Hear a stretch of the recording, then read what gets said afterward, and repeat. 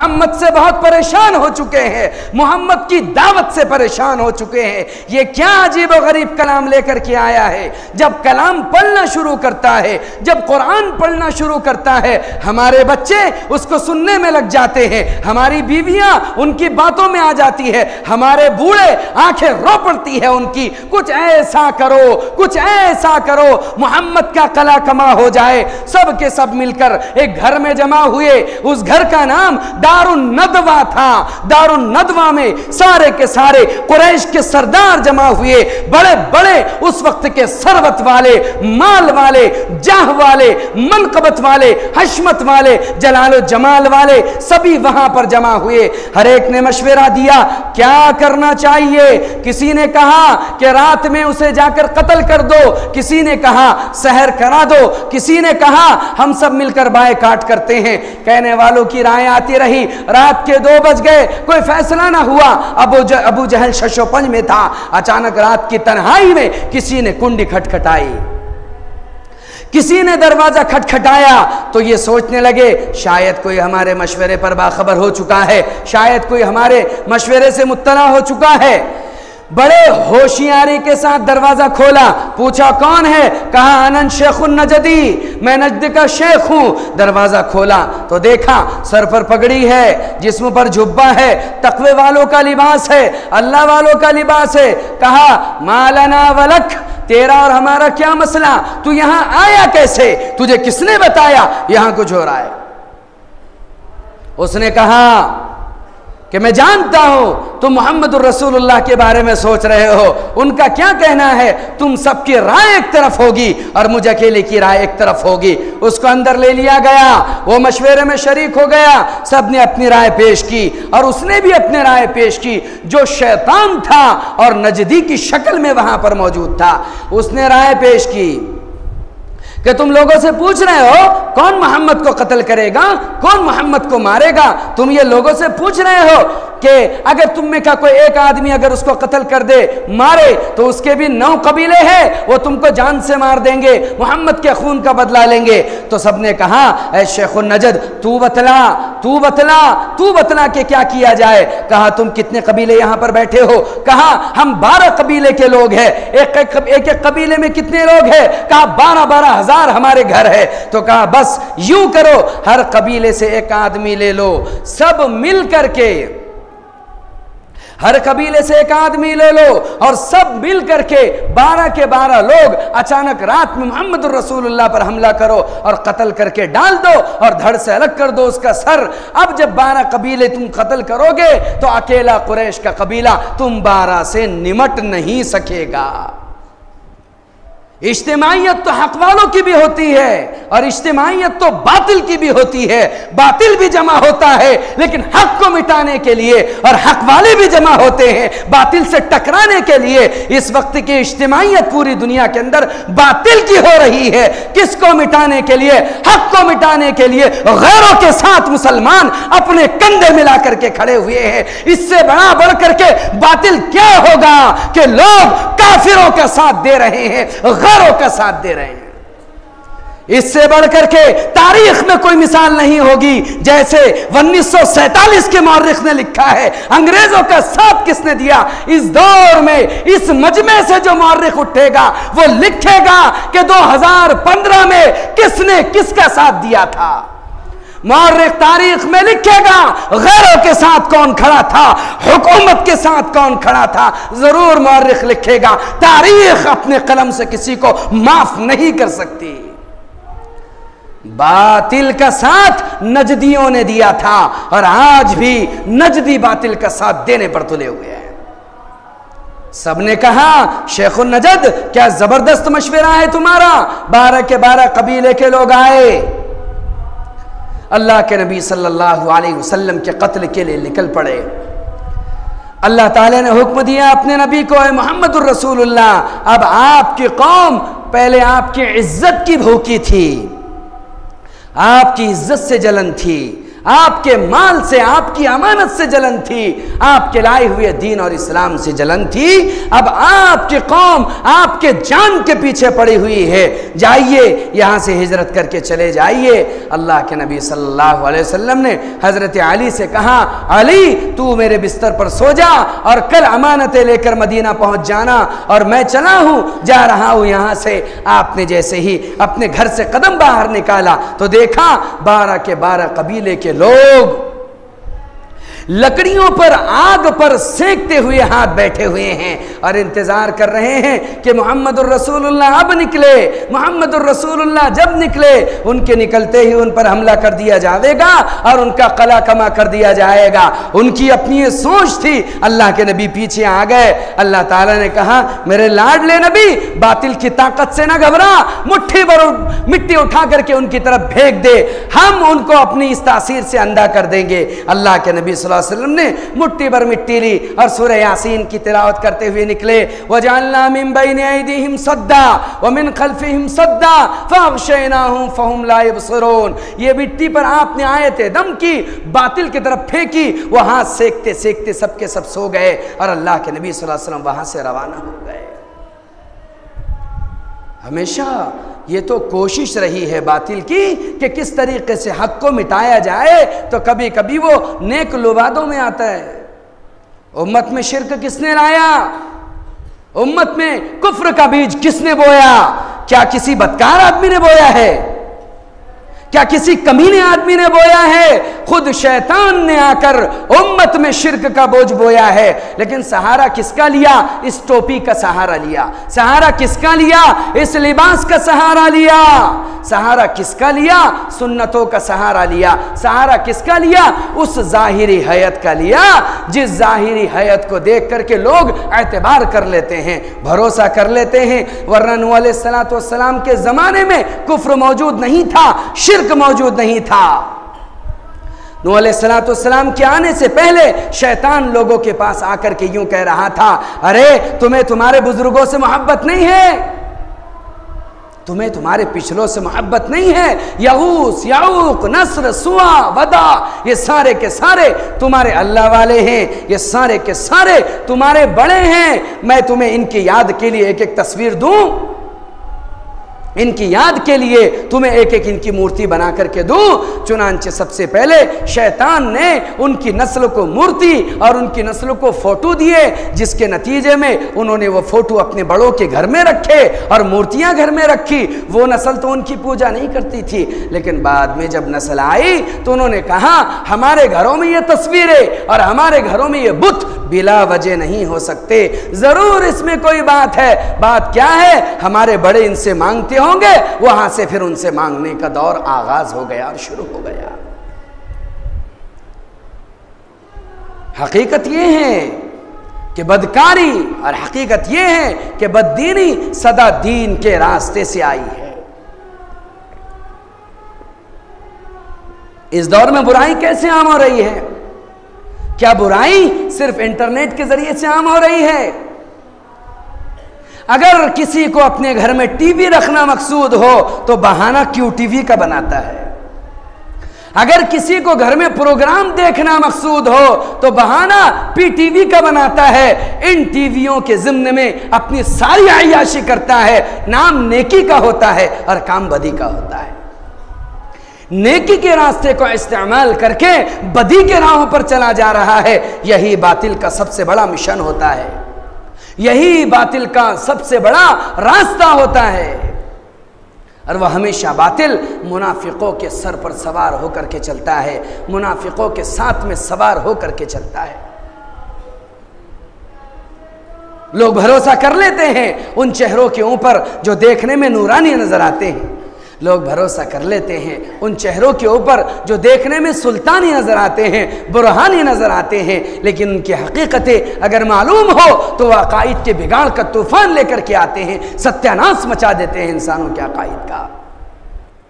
अल्लाह के लिए उम्मत के अंदर कोई ऐसे बीज न बोए जिससे बेचारी उम्मत कट करके रह जाए, जिससे बेचारी उम्मत मिट करके रह जाए। अल्लाह ताला ने कहा, मोमिन को मिलेगी जन्नत, काफिर को मिलेगी जहन्नम और मुनाफिक जो जाहिर में मुसलमान हो और बातिन में कुफ्र छुपाए हो, उसका ठिकाना क्या है? कुरान ने कहा इन्नल मुनाफिकीन कानू फी दरकिल अस्फल मिनन नार, सबसे निचले तबके में होंगे ये मुनाफिक।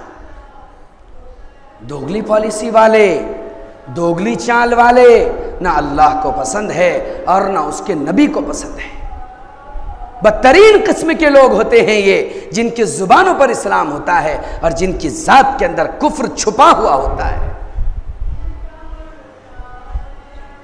इसलिए अल्लाह के लिए अगर अल्लाह ने तुम्हें मिंबरों पर बैठने का मौका दिया है तो तुम ऐसे जुमले उम्मत में ना बोलो जिससे बाप बेटे का मुखालिफ बन जाए, बेटा बाप का मुखालिफ बन जाए। एक दस्तर पर बाप और बेटे बैठे हुए हैं, बेटा बाप को काफिर बोल रहा है और बाप बेटे को काफिर बोल रहा है। अरे तेरा इल्म क्या काम का, जिस इल्म की वजह से तूने दोनों को काफिर बना दिया। तुझे सनद किसने दी है? किसने तुझे आलिम बनाया? किसने तुझे मुफ्ती बनाया कि तू जिस उम्मत को अल्लाह के नबी जन्नत में डालना चाहते हैं, तू कुफ्र के फतवे लगाकर जहन्नम के दरवाजे पर ले जाकर उनको खड़ा कर रहा है। तेरे आलिम रहने से अच्छा है तू जाहिल होता, तेरे मुफ्ती रहने से अच्छा है तू गाफिल होता। कम से कम उम्मत तेरे कलम के फतवों से और कुफ्र के फतवों से महफूज तो हो जाती। अल्लाह पूरी उम्मत की हिफाजत फरमाए। मकसूद तो उम्मत को जोड़ना है। अल्लाह के नबी तो तालीम दे रहे हैं, सिलमन क़तअका वाफ़ु अम्मन ज़लमका वअहसिन इला मन असाअ इलैक। तू उसके साथ एहसान का मामला कर जो तेरे साथ जुल्म का मामला करता है। तू उसके साथ जोड़ का मामला कर जो तेरे साथ तोड़ का मामला करता है। अल्लाह के नबी सल्लल्लाहु अलैहि वसल्लम की तालीमात तो ये हैं। आप सल्लल्लाहु अलैहि वसल्लम ने फरमाया, अगर कोई किसी को बिला वजह काफिर कहे और जिसको कह रहा है उसमें कुफ्र की कोई वजह ना हो, तो कहने वाला खुद ब खुद काफिर हो जाएगा। कहने वाले के कुफ्र में कोई शुबा ना होगा। उम्मत तो भरोसा करती है दियानतों के ऊपर, अमानतों के ऊपर। ये आलिम है, ये हाफिज है, ये दीन का ठेकेदार है, ये दीन का जिम्मेदार है, ये सही राहों पर चलेगा। इस दौर में अहले ईमान ने अपने शेवों को इतना बेच दिया कि हम पूरी दुनिया के अंदर बदमाशी से मशहूर हो गए, बदनामी से मशहूर हो गए। एक ईसाई पर किसी मुसलमान का कर्जा हो गया, वो उस ईसाई से मांगता मांगता थक गया, मेरा कर्जा दे दे, मेरा कर्जा दे दे। ईसाई देने के लिए तैयार ना हुआ। ये मुसलमान उस ईसाई के पॉप के पास गया, पादरी के पास गया और जाकर के कहा, फादर तुम्हारा फुला ईसाई है, उस पर मेरे 50,000 रुपए कर्ज है, बहुत दिनों से घुमा रहा है, वो देता नहीं। उसके पादरी ने, उसके पॉप ने एक चिट्ठी लिखी और चिट्ठी लेकर के उसको कहा, जाओ जाकर के उसको दे दो, वो तुम्हारे पैसे दे देगा। चुनांचे वो मुसलमान वो चिट्ठी लेकर के उस पादरी का पैगाम लेकर के उस ईसाई के घर पर पहुंचा। बेल बजाई, वो बाहर निकला, क्या बात है, तुम पैसे मांगने के लिए आए हो? मेरे पास अभी रकम नहीं है, आएंगी तब दे दूंगा। तब उसने कहा, मैं तुम्हारे पॉप पादरी का तुम्हारे लिए एक पैगाम लेकर के आया हूं। उसने जैसे ही वो चिट्ठी उसके हाथ में थमाई, चिट्ठी देखते से फौरन वो घर में गया, तिजोरी खोली और 50,000 रुपए ला करके फौरन उसके हवाले कर दिए। तो उसने कहा, भाई 3 महीने से तेरे पीछे चप्पलें घिस रहा हूं, तू पैसे देता नहीं, उस चिट्ठी में ऐसा क्या लिखा है कि तूने फौरन पैसे दे दिए? उसने जवाब दिया, तू खुद पढ़ ले। उसमें लिखा हुआ था, उसका पोप पादरी उस ईसाई से कह रहा था, अरे दीवाने तू कब से मुसलमान हो गया? दीवाने तू कब से मुसलमान हो गया? यानी मुसलमानों का काम हो गया है बदमाशी, मुसलमानों का काम हो गया घुमाना। इतना बदनामी के ढोबरे मुसलमानों के सर पर रखे जा चुके हैं कि मुसलमानों को अपना वजूद शर्म से सार सार महसूस हो रहा है। किसी को समझ में नहीं आता, पूरी दुनिया का बातिल एक तरफ खड़े हो चुका है मुसलमानों को मिटाने के लिए, और हम आज भी फिरकों में बटे हुए हैं। आज भी तबकों में बटे हुए हैं। ये उसको काफिर बोल रहा है, वह उसको काफिर बोल रहा है। देवबंदी बरेली को बोले, बरेली देवबंदी को बोले, अहले हदीस शिया को बोले, शिया अहले हदीस को बोले, ये उसको बोले, वह उसको बोले। अरे सभी एक दूसरे को काफिर बोलेंगे तो जन्नत में कौन जाएगा? जन्नत किसके लिए बनी है? क्या जन्नत ऐसे ही खाली रह जाएगी? अल्लाह के लिए, अल्लाह के लिए उम्मत को चाहिए कि उम्मत पने को अपनाए, इत्तेहाद की दौलत को अपनाए, इत्तेफाक की दौलत को अपनाए। अल्लाह की कसम, तारीख में बहुत मौका दिया था अल्लाह ने, मुसलमानों को इतना मौका दिया जितना किसी को अल्लाह ने तारीख में मौका नहीं दिया।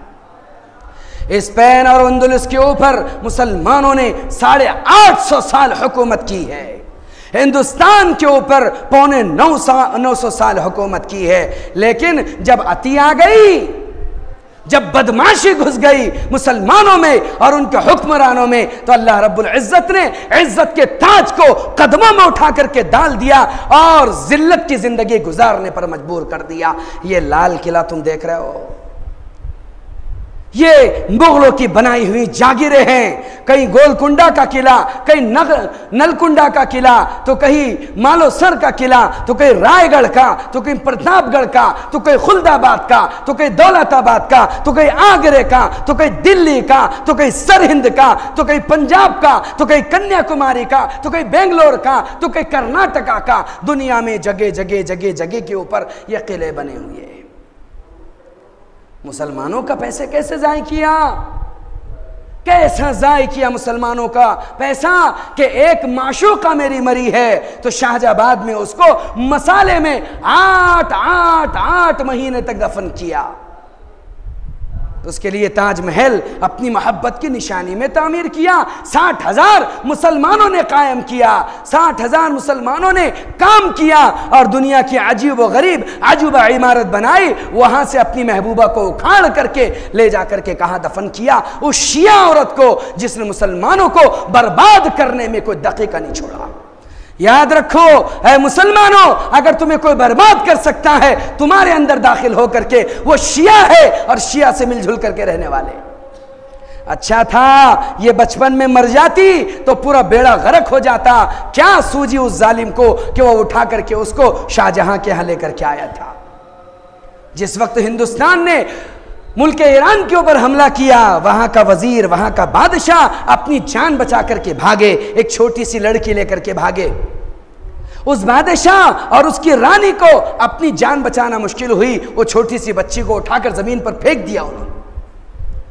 जमीन में एक दरार पड़ी हुई थी, उस दरार में वो लड़की जाकर के गिरी, उसमें जाकर के गिरी। ये दोनों तो वहां से भाग करके हिंदुस्तान आ गए। वो बच्ची मर रही थी, चींटियां उसको लग गई और कीड़े मकोड़ों ने उसको खाना शुरू कर दिया। ऊपर से परिंदे उसके मरने का इंतजार कर रहे थे और चीले कव्वे मंडला रही थी। ये मरी और इसको नोच नोच करके खाए। तो हिंदुस्तानी लश्कर ने देखा था, जिसमें बलबन मौजूद था, कि ये कव्वे क्यों लहरा रहे हैं, ऐसा लगता है कोई इंसान प्यास से मरने वाला है। ये वहां पर पहुंचे तो देखा जमीन के दरार में लड़की है। उसको उठाया, उससे चींटियां निकाली, कीड़े साफ करे और हिंदुस्तान लेकर के आए। और मुगलों के खानदान में वो शिया की अमानत नूर जहां की शक्ल में पली और फिर सत्यानाश कर दिया हिंदुस्तान की तारीख का।